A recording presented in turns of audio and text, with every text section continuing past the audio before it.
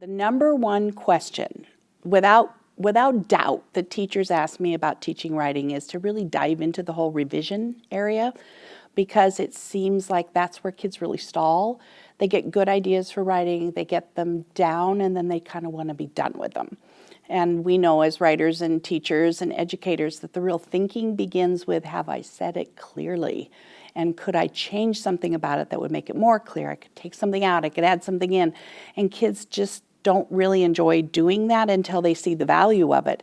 So when they're looking at mentor texts and they're looking at how clearly writers have said what they have to say, whether it's fiction or nonfiction, we talk a lot about how many steps that authors probably had to go through in order to get it honed to that point. Do they think this is a rough draft, or is it, something that's been very shaped and polished? And I think it's kind of an eye-opener for teachers and kids to realize that every writer writes badly at first, and that every draft polishes it more and more. So sometimes you get really lucky. You can look online and find places where an author has posted a rough draft, and then the different stages and things that they've gone through to get to the final copy.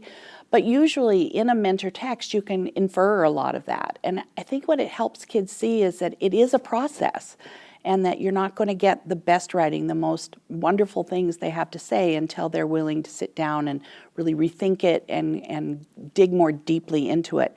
The problem for teachers has been how to get kids to that point where they understand the value of that, because that's hard. It's hard to revise. I don't like to revise either, but it really does make a difference. So, we ask teachers a lot to keep examples of rough drafts and show a more polished piece at the end. And so we're using the mentor text in that same way. It's like, what do you suppose this looked like when it began?